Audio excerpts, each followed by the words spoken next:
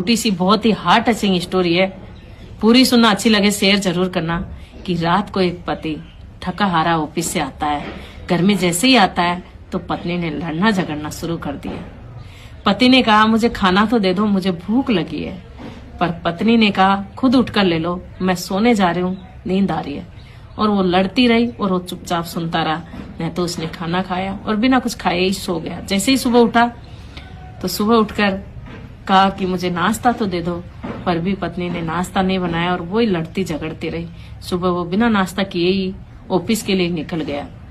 अब जैसे ही ऑफिस के लिए निकला, रास्ते में उसका कार एक्सीडेंट हो गया और उसकी मौत हो गई। पत्नी जब अपने बच्चों को स्कूल से लेकर लौट रही थी तो घर के बाहर भीड़ जमा थी।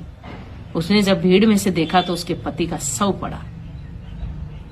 जैसे ही उसने देखा तो उसके पैरों तले जमीन खिसक गई और उसके आंखों से सिर्फ आंसू थे, मुंह से कोई शब्द नहीं। उसने अपने पति की लाश को झकझोरते हुए कहा, अब तो उठ जाओ राजा, प्लीज एक बार उठ जाओ ना।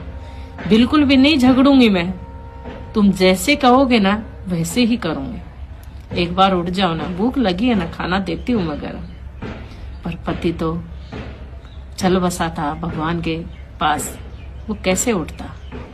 लोग बातें करने लगे और पति के जाने के बाद रिश्तों ने अपना रंग दिखाना शुरू किया।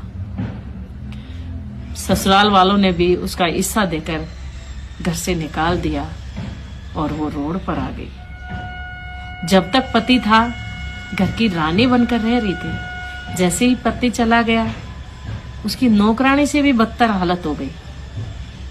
तो मैं कुछ बहनों को कहना चाहती हूँ कि जब तक पति है ना, वो सर का ताज है। जब तक सर पर ताज है तुम रानी बनकर रहोगे।